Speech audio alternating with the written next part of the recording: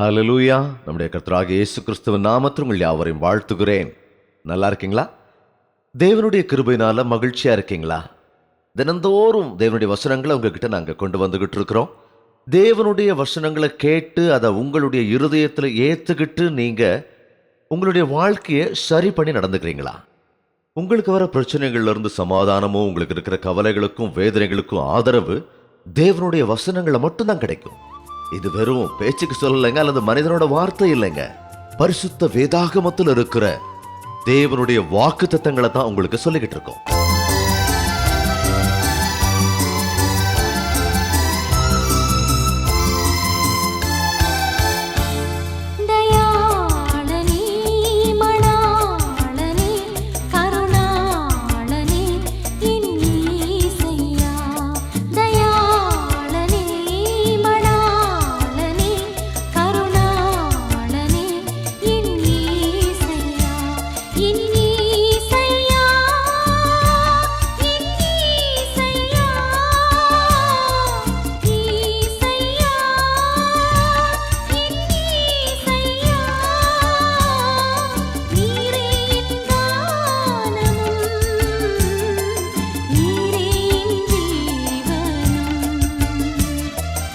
தேவனுக்கு ஸ்தோத்திரம். சீக்கிரமா உங்க பைபிளை நீங்க திறந்து காட்டணும்.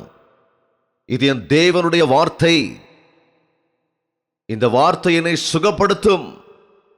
இந்த வசனங்கள் என்னை வாழ வைக்கும். இந்த வார்த்தைகள் தான் என்னை பாவத்திலிருந்து விடுதலை செய்யும். இந்த வசனம் என்னை பலப்படுத்தும். இந்த வாக்கியங்கள் என்னை ஆதரிக்கும். இந்த வசனங்களை நான் வாசிப்பேன், என் இருதயத்திலே பத்திரப்படுத்துவேன், இதை தியானிப்பேன், வசனங்களின்படி நடப்பேன். இது என் ஏசப்பாவினுடைய வார்த்தைகள். வேதத்தை நேசிக்க வேண்டும். உங்க வேதாகமத்தை முத்தமிடுங்க. Very good.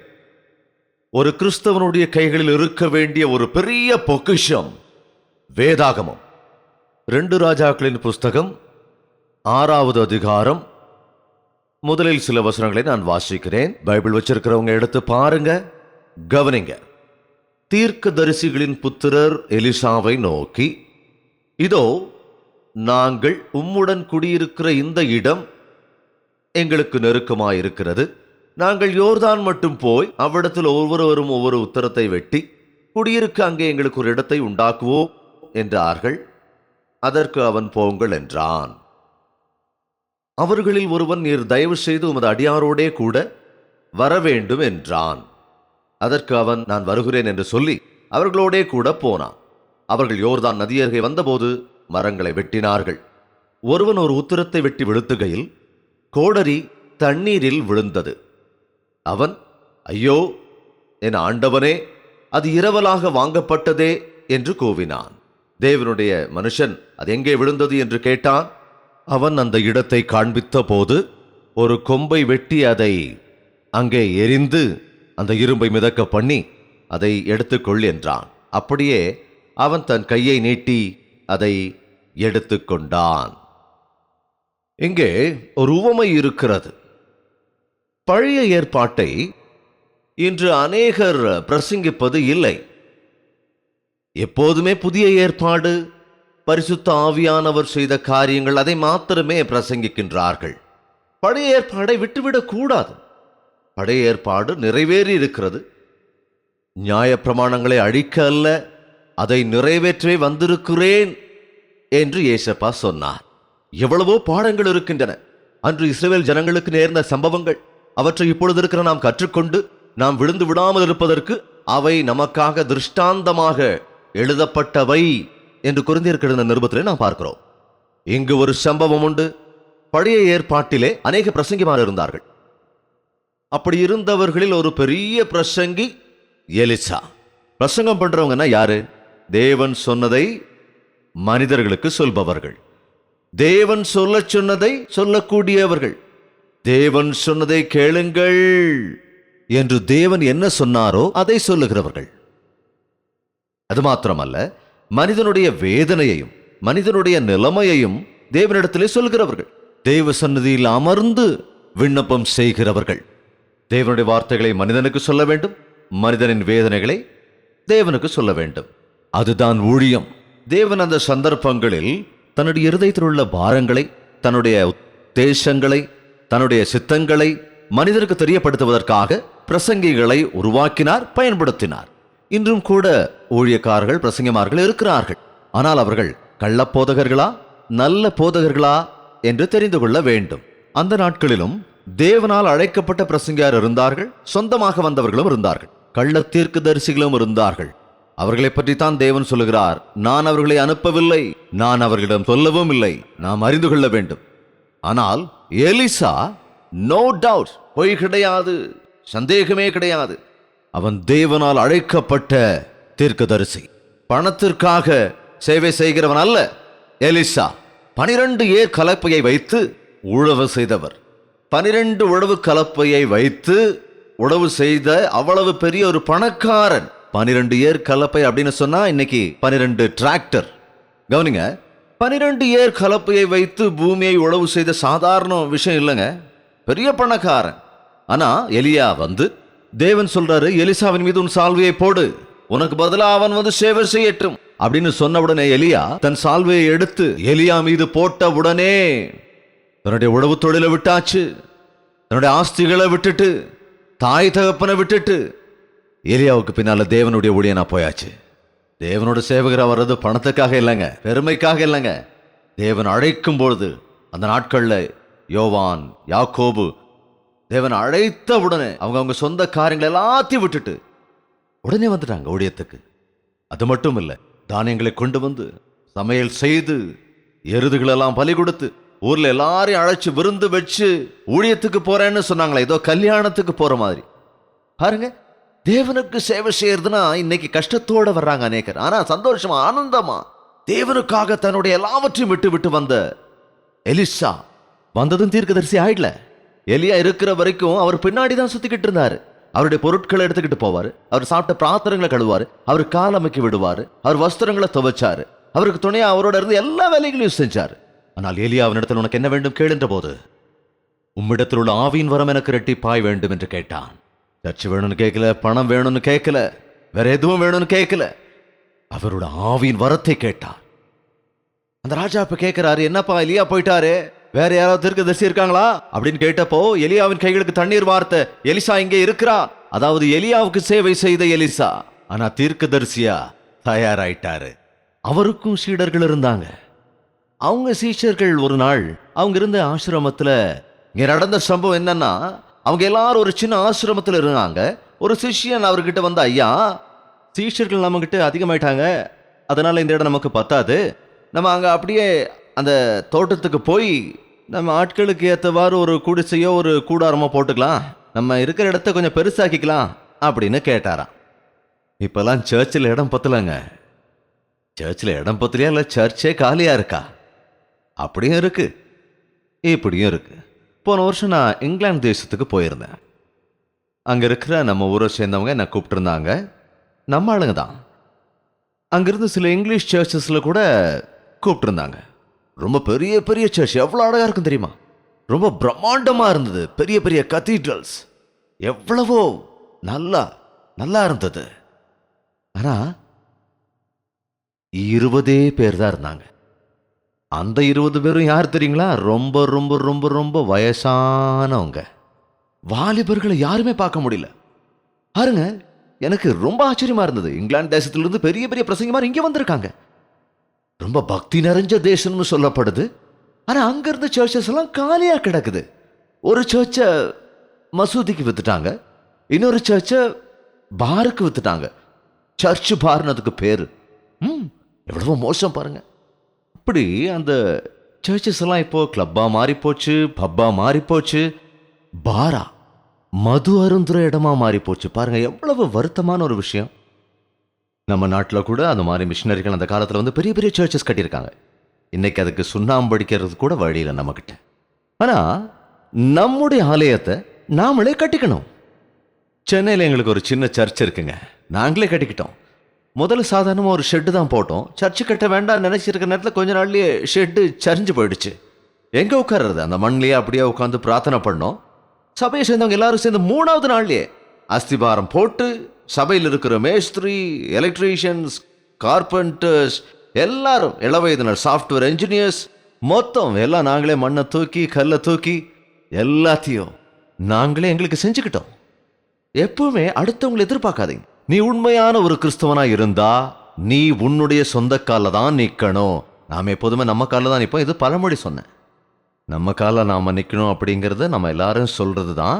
அதாவது இன்னொருத்தர் கையை எதிரே பார்க்காம உன்னோட குடும்பத்தை நீ தான் போஷிச்சுக்கணும். உன்னோட குடும்பத்தை நீ தான் பார்த்துக்கணும். உன்னோட பாரத்தை நீ தான் சுமக்கணும். அது மட்டும் இல்லாம நீ இயேசு கிறிஸ்துவ விசுவாசிக்கிறவனா இருந்தா உன்னுடைய பாத்திரம் நிரம்பி வழியும். யாருக்கிட்டையும் இரவல் கேட்க மாட்டோம். கேட்க வேண்டிய நிலையும் வராது, நிறைவா இருக்கும். போய் கிளைகளை வெட்டிட்டு வரோம் நாங்க, எங்களுக்காக பிரார்த்தனை பண்ணுங்க நாங்க. அது சரி, நீங்க எங்கேயாவது வெளியில போகும்போது யாராவது ஜெபம் பண்ண சொல்லியிருக்கீங்களா? உங்களை தான் கேட்குறேன், சீக்கிரம் சொல்லுங்க. நீங்க எங்கேயாவது வெளியே போகும்போது யாரையாவது உங்களுக்காக ஜெபம் பண்ண சொல்லியிருக்கீங்களா? காலேஜுக்கு போகும்போது அம்மா எனக்காக ஜெபம் பண்ணுங்க அம்மான்னு சொல்லிட்டு போயிருக்கீங்களா? ஆஃபீஸுக்கு போகும்போது மனைவி கிட்ட சொல்லிட்டு போவீங்களா, சொல்லாம போவீங்களா? ஜெபம் பண்ணிட்டு போவீங்களா, பண்ணாம போவீங்களா? மனைவி கிட்ட உன் கணவர் எங்கன்னு கேட்டா எப்ப போனார்னே தெரியலங்க. அது சரி, உங்க கணவர் எப்ப வருவார்னா 7 மணிக்கு வருவார், இல்லை 8 மணிக்கு வருவார், இல்லை 11 மணிக்கு வருவார். சரி, ஆஃபீஸ் எத்தனை மணிக்குமா? அது யாருக்குங்க தெரியாதுங்க. ஒரு சிஸ்டர் சொன்னாங்க, என் கணவர் எங்க வேலை பார்க்கறாருன்னு தெரியாது, என்ன வேலை பார்க்கறாருன்னு தெரியாது, சம்பளம் என்னன்னு கூட தெரியாது. இது என்னங்க வாழ்க்கை? வீட்டில இருந்து வெளியே போகும்போது ஜெபம் பண்ணிட்டு வெளியே போங்க. ஜெபிச்சுட்டு போங்க, இல்ல ஜெபிக்க சொல்லிட்டு போங்க. ஆமாங்க, அப்பதான் தேவனுடைய பாதுகாப்பு உங்களுக்கு இருக்கும். ஒவ்வொரு தடவையும் பிரசங்கம் பண்றவங்க உங்களுக்காக வந்து பிரார்த்தனை பண்ண முடியாது. ஒவ்வொரு தடவையும் அம்மா அப்பா ஜெபம் பண்ண முடியாது. ஆனா நீ தேவனிடத்தில் சொல்லிவிட்டு செல். தேவனிடத்தில் சொல்லிவிட்டு நீ வெளியே போனா நீ போற காரியம் உனக்கு வாய்க்கும். நீ போற இடத்துல நீ நினைச்ச காரியம் நடக்கும். ஐயோ, தேவையில்லாம சுத்திட்டனே, என் கால் தேஞ்சு போச்சே, செருப்பு தேஞ்சு போச்சே, நீ புலம்ப வேண்டிய அவசியம் இருக்காது. நீ போன காரியம் வெற்றி அடையும். நீ தேவையில்லாத இடத்துக்கு போறனா தேவன் உன்னை தடுத்துருவாரு. ஆரம்ப நாட்களை நான் பைக்கில் தான் போவேன். பைக்கை ஸ்டார்ட் பண்ணணும்னா அந்த கிக்கரை உதைக்கணும் இல்லைங்களா? சில டைம்ல உதைச்சா ஸ்டார்ட்டே ஆகாது. ஏன் ஸ்டார்ட் ஆகல? ஏன் ஸ்டார்ட் ஆக மாட்டேங்குது? ஐயோ ஆண்டவரே, உம்முடைய வழியே எனக்கு போதித்தருளும் அப்படின்னு கேட்பேன். நான் போற வழியில எனக்கு ஏதாவது அபாயம் இருக்குதா, விபத்து இருக்குதா, பாடு இருக்குதோ, வேதனை இருக்குதோ எனக்கு தெரியாதே தவிர, என்னுடைய எதிர்காலம் எனக்கு தெரியாதே தவிர, என்னுடைய எதிர்காலம் என்னுடைய தேவனுக்கு நல்லா தெரியும். இல்ல, நீங்க ஆஃப்டர் 10 இயர்ஸ் என்ன ஆவீங்களோ அது தேவனுக்கு நல்லா தெரியும். உங்களுக்கு தெரியுமா? நமக்கு தெரியுமா? நமக்கு தெரியாது. ஆனா தேவனிடத்துல நான் சொல்லும் போது ஏதாவது ஒரு வகையில நமக்கு ஞாபகப்படுத்துவார். நீ போற வழி எனக்கு விருப்பம் இல்லாதது, நீ தேவையில்லாம அங்க போகாத. நீ போலான்னு விருப்பப்பட்டு போவ, பேங்க் போலான்னு, ஆனா பேங்க் புக்கை மறந்துட்டு ஸ்டார்ட் பண்ணுவ. எப்படி பைக் ஸ்டார்ட் ஆகும்? முதல்ல போய் பாஸ்புக் எடுத்துட்டு போ. சில பேர் எதையும் வைக்காம புர்ன்னு பைக் எடுத்துட்டு பேங்க் போயிடுவாங்க. அங்க போய் பேங்க் புக் பார்த்தா பேங்க் இருக்குதா, எங்க திருப்பி புர்ன்னு திரும்பி வருவாங்க. வீட்டுக்கு வந்து பார்த்தா வீட்டுல மனைவி இருக்காது, வீடு பூட்டி கிடக்கும். ஐயோ, எங்க போயிட்டான்னு அடிச்சுக்கிறது. சீக்கிரம் வாமான்னு சொன்னா அதுவும் அந்த வேலையை முடிக்காம அதுவும் சீக்கிரமே வந்துடும். அந்த அம்மா வந்து இவர் போறதுக்குள்ள பேங்க் முடிட்டு போயிடுவான். எப்பனாலும் சரி தேவனிடத்துல சொல்லிட்டு போகணும். ஆமாங்க, என்னுடைய 3 பசங்களுக்கு நான் சின்ன வயசுல இருந்து சொல்லி கொடுத்துருக்கேன். எனக்கு சொல்லாம எப்பவும் வெளியில போகக்கூடாதுன்னு சொல்லிட்டு ஜெபிச்சுட்டு பெர்மிஷன் வாங்கிட்டு போகணும். இப்ப எனக்கு மருமகள் வந்துட்டாங்க, அவங்களுக்கும் அதே தான். நான் இல்லைன்னா அவங்க மாமியார்ட்ட சொல்லிட்டு ஜெபம் பண்ணிட்டு போகணும். எங்க போயிருக்காங்கன்னு தெரியும், எப்ப போவாங்கன்னு தெரியும், எப்ப வருவாங்கன்னு தெரியும். இல்லைங்க, தேவனுடைய பாதுகாப்பு இல்லைன்னா நம்முடைய பிள்ளைகள் சாத்தானுடைய கைக்கு போயிடுவாங்க. பயங்கரமான ஆக்சிடென்ட், பயங்கரமான விபத்துகள், பயங்கரமான சாத்தான் எப்பொழுது விழுங்கலாமோ என்று பார்த்து கொண்டு இருக்கிறான். வீட்டை விட்டு வெளி போன பையன் திருப்பி வந்துருவானா? பத்திரமா சொல்ல முடியலையே இந்த நாட்கள்ல. ஒரு மக காலேஜுக்கு போனா பத்திரமா வீட்டுக்கு வந்துருவாளா அப்படிங்கிற நம்பிக்கை இல்லாம போச்சே. ஒரு பயங்கரமான உலகத்துல நாம இருக்கோம். தேவனுடைய பிள்ளைகளா இருக்கிற நீங்க தேவனிடத்துல சொல்லிட்டு போங்க, ஜெபிச்சுட்டு போங்க அப்படின்னு சொன்னாங்க சிஷ்யர்கள். சொன்னாங்க, என்ன சொன்னாரு பாருங்க அவரு, போங்க. அதுல ஒருத்தன் வந்து சொன்னாரு, நீங்களும் வாங்கய்யா, நீங்களும் எங்க கூட வாங்கய்யா, நீங்களும் வாங்க தீர்க்கதரிசியாரே. நீ வெளியில போகும்போது உன் கணவனை வான்னு கூப்பிடுவியாமா? நீங்களும் வாங்க, நாங்க ஜவுளி கடைக்கு போறோம். சொல்லுவீங்களா? இளைஞர்கள் யாராவது உங்க அம்மா அப்பா வெளியில கூட்டிட்டு போறீங்களா? எங்கேயாவது பெருசுங்க இதுக்கு தலைவலி. அவங்க தான் நம்மளால ஃப்ரீயா இருக்க முடியாது. என்னது? அப்பா பக்கத்துல இருந்தா ஃப்ரீயா இருக்க முடியாது, அம்மா பக்கத்துல இருந்தா ஃப்ரீயா இருக்க முடியாது, ரெண்டு பக்கத்துல இருந்தா ஃப்ரீயா இருக்க எடுத்துட்டு போறதுக்காக அவனை உதவாதவனை நம்புவாங்க, தாய் தகப்பனை நம்புறதில்ல. உன் கனவு உனக்கு தலை. உன் கனவு உன் கூடவே இருந்தா அது உனக்கு கௌரவம். கௌரவம். உன் மனைவி உன் பக்கத்துல இருந்தா நீ எதுக்கு என் பின்னாலே வர அப்படின்னு சில பேர் இன்னைக்கு சொல்லுவாங்க. சில கணவருக்கு மனைவி கூட இருக்கிறதே பிடிக்காது. நீ எதுக்கு வராத. மனைவி கூட இருந்தா பிரேக் போட்டுருவாளே. எஸ், பிரேக் போடுவா. பிரேக் வேண்டாமா? எடுத்துருங்க, உங்க பைக்ல இருந்து பிரேக்கை தூக்கி போட்டுருங்க. பிரேக் வேணாம், போங்க, டுர்ன்னு போங்க, கவுந்தடிச்சு கிடப்பீங்க. பிரேக் இருந்தா தாங்க சேஃப்டி இருக்கு, ஆக்சிடென்ட் ஆகாது, சடனா நிறுத்த முடியும் எங்க வேணுமோ அங்க. கவனிங்க, தேவன் உனக்கு மனைவிய பாதுகாப்புக்காக கொடுத்திருக்காரு, உனக்கு கணவனை காக்கும்படி கொடுத்திருக்காரு, உனக்கு தாய் தகப்பனை பாதுகாப்புக்காக தான் கொடுத்திருக்காரு. உனக்கு திருமணம் ஆனதும் நீ கணவனோட கட்டுப்பாட்டில் இருக்கணும், மனைவியோட கட்டுப்பாட்டில் இருக்கணும். அது வரைக்கும் தாய் தகப்பன் கட்டுப்பாட்டில் இருப்ப. பெரியவன் ஆனதுக்கு அப்புறம், அதான் திருமணத்துக்கு அப்புறம் கணவனும் மனைவியுமா, கணவன் தன் தாயும் தகப்பனையும் விட்டு மனைவியோடு இசைந்து ஒரே சரீரமாய் இருப்பார்கள் என்று வேதம் சொல்லுகிறது. அதாவது பிரதம ஸ்தானம் மனைவிக்கு தான் கொடுக்கணும், முதல் உரிமையை கணவனுக்கு தான் கொடுக்கணும். இந்த நாட்கள் அநேக குடும்பங்களிலே, இந்த நாட்களில் பொதுவாக ஒரு கேள்வியை நான் கேட்கும் பொழுது 100 குடும்பங்களில் குறைந்தது 50 குடும்பங்களிலாவது ஐக்கியம் இல்லை, அன்பு இல்லை, அப்படியே வாழ்கிறார். எனக்கு என்னமோ கட்டிக்கிட்டோம் அவ்வளோதான், அதுக்கப்புறம் என்ன, அவ்வளோதான், அப்படியே வாழ்கிறோம். மனைவி புலம்பிக்கிட்டே இருப்பாங்க, கணவன் திட்டிக்கிட்டே இருப்பார், கதை எதையாவது ஒன்று திட்டிக்கிட்டே இருப்பா, மாட்டிக்கிட்டா. என்னங்க இது குடும்பமா? அது எப்படிங்க அந்த வீட்டை வளர்ற பிள்ளைங்களுக்கு அம்மா அப்பா இப்படி அடிக்கடி சண்டை போட்டுக்கிட்டு இருக்கிறதே பார்த்து வளர்ந்து 10th கிளாஸ் ஃபெயில் ஆயிடுவான். அப்புறம் 2 பேரும் சேர்ந்து அவனை திட்டுறது, ஏன்டா 10th ஃபெயில் ஆகிட்ட, ஏன்டா ஃபெயில் சனியனேன்னு. யார் காரணம்? நீங்க தானே. உங்க வீட்டில் சமாதானமா இருந்ததா? வீட்டில் பிள்ளைங்க சமாதானமா படிக்க முடிஞ்சதா? LKG பிள்ளைகளா இருந்தா கூட நீங்க அமைதியா இருந்தீங்கன்னா உங்க புள்ள நல்ல ஞானமா இருப்பான், நல்ல பழக்கத்தோட வளருவான், ரொம்ப கெட்டிக்காரனா இருப்பான்.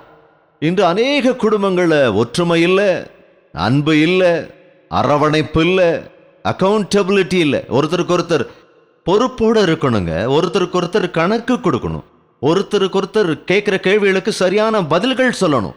அப்பதாங்க உங்க குடும்பம் நல்லா இருக்கும், அப்பதான் ஆசீர்வதிக்கப்படும் உங்க குடும்பம். அதே போல இங்க இந்த தீர்க்க தரிசன சிறுஜர்கள் போறதுக்கு பெர்மிஷன் கேட்டாங்க. அது மட்டும் இல்ல, நீங்களும் எங்க கூட வரணும்னு சொன்னாங்க. அதுக்கும் அவரு வரேன்னு சொன்னார். எல்லாரும் சேர்ந்து போறாங்க. போன இடத்துல என்ன நடந்தது பாருங்க. 2 ராஜாக்கள் 6வது அதிகாரத்தில் பார்க்கலாம். அவர்களோட கூட போனான். அவர்கள் யோர்தான் நதி அருகே வந்தபோது மரங்களை வெட்டினார்கள். ஒருவன் ஒரு உத்திரத்தை வெட்டி வீழ்த்துகையில் கோடரி தண்ணீரில் விழுந்தது. கோடாரியால வெட்டுறான், கீழே தண்ணி ஓடிக்கிட்டு இருக்கு, மேலே கிளை இப்படி இருக்கு.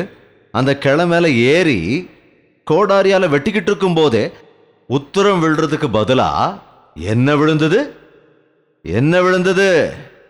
கோடாரி நழுவி தண்ணியில விழுந்துருச்சு. கோடாரி தெரியும்ல.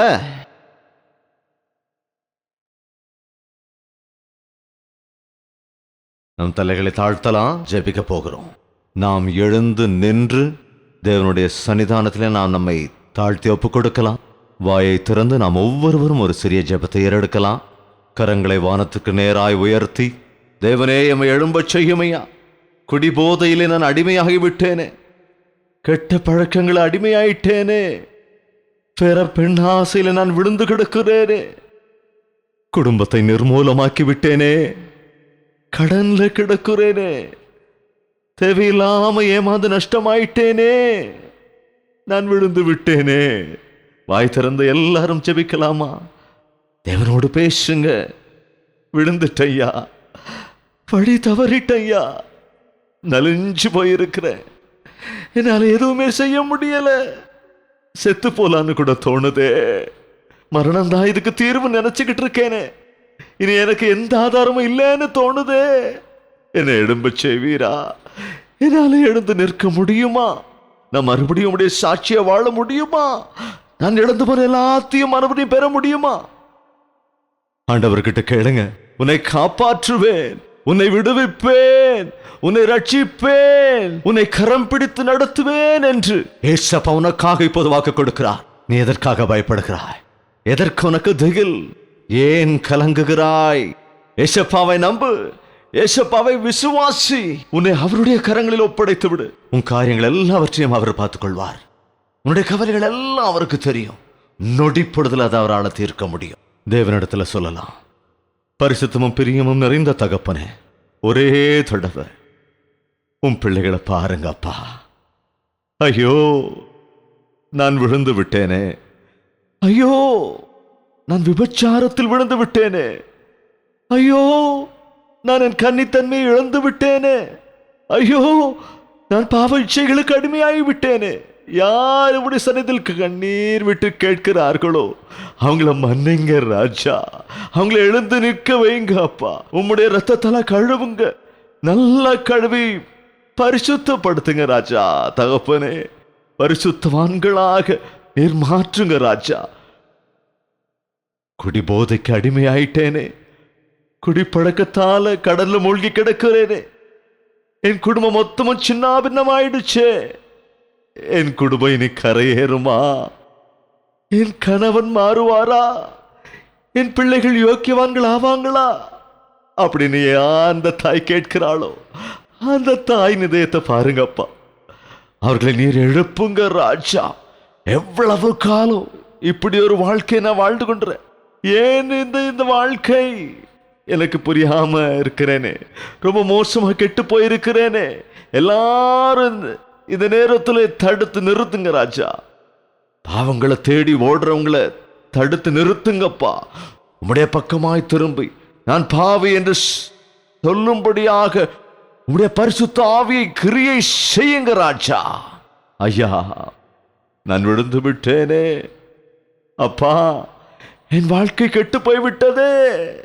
தேவரீரே, எனக்கு உதவுங்க அப்பா. யாரெல்லாம் உங்களிடத்துல முறையிடுறாங்களோ அவங்கள உயர்த்துங்க அப்பா. அந்த கல்வாரி சிலுவையில நீர் செய்த அந்த தியாகத்தின் மூலமாக நாங்க எங்க கையால செய்த பாவங்களுக்காக உம்முடைய கரங்களில் ஆணி அடிக்கப்பட்டது. என்னுடைய கால்கள் செய்த பாவங்களுக்காக உம்முடைய கால்களில் ஆணி அடித்தார்களே. எங்கள் சிந்தையில் செய்த பாவங்களுக்காக உம்முடைய சிரசில் முள்முடியேற்றுக் கொண்டீரே. நாங்கள் செய்த பாவதேயத்திற்காக உம்முடைய இருதயம் ஈட்டியால் குத்தப்பட்டது. நீரடைந்த காயங்களிலிருந்து வடிந்த ரத்தம் இன்றும் கூட எங்களை கழுவிக்கொண்டிருக்கிறது. எங்க பாவங்களை மன்னிக்கிறது, எங்களை பரிசுத்தமாய் நல்ல விதமாக மாற்றுகிறது என்று விசுவாசிக்கும்படி ஜெபிங்க. தன்னுடைய பாவங்களை ஒத்துக்கொள்ளுகிற ஒவ்வொருவரையும் நீர் கண்ணோக்கி பார்த்து நீதிமானாக்குங்க ராஜா. அவர்களிடத்தில் தீய பழக்கங்கள் எல்லாவற்றையும் பரிசுத்தமாக்கக்கூடியவர் நீர்தான் என்று அவர்களை விசுவாசிக்கும்படி உதவி செய்யுங்க ராஜா. இந்த நேரத்தில் குடிகாரர்களை நசரேயனாகிய இயேசு கிறிஸ்துவின் நாமத்திலே விடுதலை செய்ய வேண்டுமாய் ஜெபிக்கிறேன். பின் எப்பொழுதும் அந்த பழக்கத்திற்கு அடிமையாகாமல் அவர்களை செய்யும்படி ஜெபிக்கிறேன். பெண் இச்சைக்கு அடிமையாகி கட்டிய மனைவிக்கு துரோகம் செய்து தன்னைத்தானே கெடுத்துக் கொள்ளுகிற ஒவ்வொரு சகோதரனையும் இந்த சமயத்தில் உம்முடைய கரத்திலே கொடுக்கிறேன் ராஜா. நீர் விடுதலை செய்யுங்கப்பா. அந்த நாசமான படுகொலியிலிருந்து அவர்களை மேலே உயர்த்தி உம்முடைய சாட்சியாய் நிறுத்துங்க ராஜா. ஞானமில்லாமல் கெட்ட ஆசையினாலே கடன் வாங்கி தீர்க்க முடியாமல் வட்டியும் கட்ட முடியாமல் நலிந்து போயிருக்கிறவங்களை கண்ணோக்கி பாருங்க அப்பா. அவங்க கடுமையான வாழ்க்கையை ஆசீர்வதிங்க. அவங்க கடன் எல்லாம் தீரும்படி ஒரு அதிசயத்தை செய்யும்படியாய் ஜெபிக்கிறேன். நலிந்து போனவர்கள், ஏழ்மையில் இருப்பவர்கள், சாபத்தினால் இருப்பவர்கள் எல்லாரையும் உயர்த்தி ஆசீர்வாதம் நிறைந்தவர்களாக மாற்றுங்க. பாவத்தால் கிடைத்த கஷ்டங்களிலிருந்து, நோயிலிருந்து, வியாதியிலிருந்து, தீராத வியாதியிலிருந்து வேதனைப்பட்டு கொண்டிருக்கிறவர்கள் இந்த நேரத்தில் இயேசுவின் நாமத்தினால் விடியலை செய்யும்படி ஜெபிக்கிறேன்.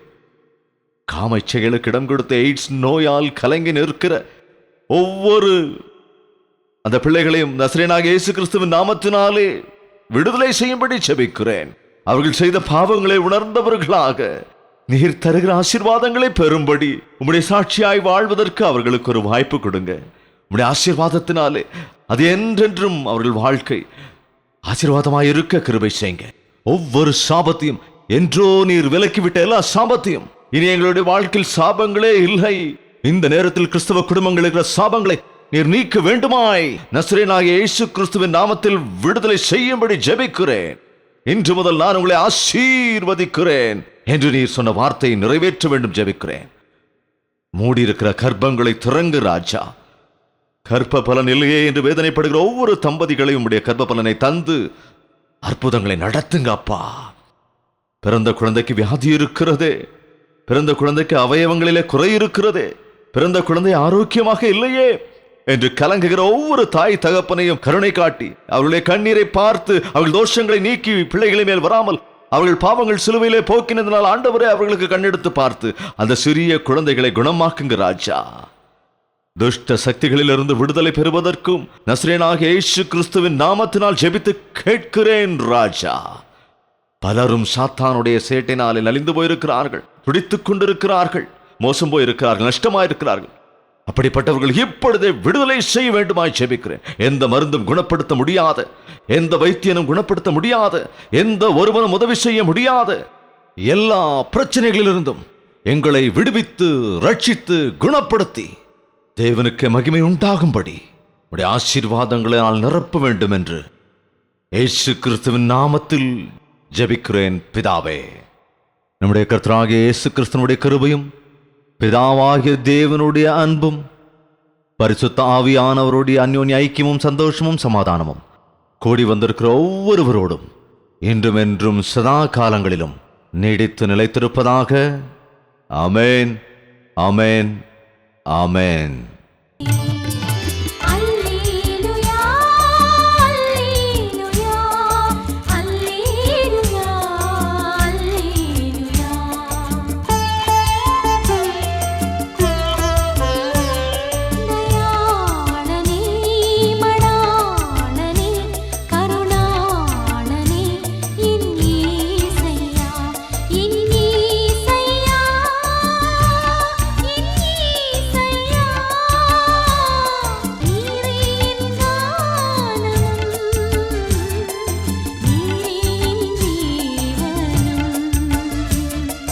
தேவனுக்கு ஸ்தோத்திரம்.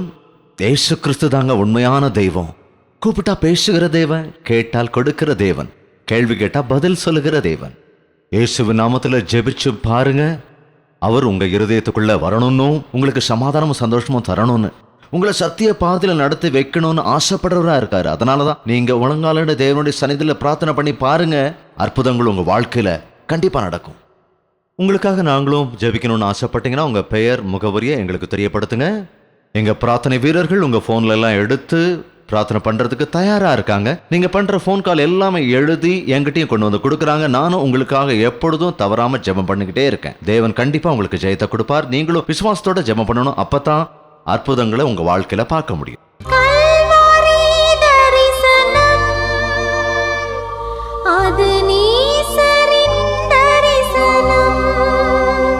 பாரமா செய்யப்படுகிற இந்த ஊழியத்தில் உங்கள் பங்கு இருக்கணும் நீங்க விரும்புனீங்கன்னா, தேவன் உங்க இருதயத்தில் ஏவினா, அதாவது இந்த நிகழ்ச்சிக்காக உங்க பங்கு ஏதாவது இருக்கணும் நீங்க விரும்பினா, உங்க அன்பளிப்பையும் காணிக்கையும் தாராளமா அனுப்பி வைக்கலாம். எம்ஓ மூலமாவோ, டிடி மூலமா அல்லது ஆன்லைன் மூலமா கூட அனுப்பலாம். விவரங்கள் தேவைப்பட 08939393939 என்ற எண்ணுக்கு போன் பண்ணி தெரிஞ்சுக்கலாம். எப்பெல்லாம் உங்களுக்கு ஜெப உதவி தேவைப்பட்டால் நீங்க உடனே போன் பண்ணுங்க. உங்களுக்காக ஜெபிக்க நாங்க எப்பவும் தயாரா இருக்கோம். உங்களுடைய ஜெப தேவைகளை கடிதம் மூலமா எழுதுங்க, டெலிபோன் பண்ணுங்க, எஸ்எம்எஸ் பண்ணுங்க அல்லது இமெயில் அனுப்புங்க. எந்த வழியா நீங்க உங்க ஜெப தேவைகளை எங்களுக்கு தெரியப்படுத்தினாலும் நாங்க எந்த நேரமும் உங்களுக்காக ஜெபிக்கிறதுக்கு தயாரா இருக்கோம். தேவனுக்கு சித்தமானால் மறுபடியும் சந்திக்கலாம். அது வரைக்கும் தேவனுடைய மகா கிருபை உங்களுக்கு துணையா இருப்பதாக. உங்கள் தேவைகள் எல்லாவற்றையும் நீங்கள் எழுத வேண்டிய முகவரி ஜெயபால் ஃபவுண்டேஷன்ஸ், இலக்கம் 29, new colony road, Velachery, Chennai 6,42,000.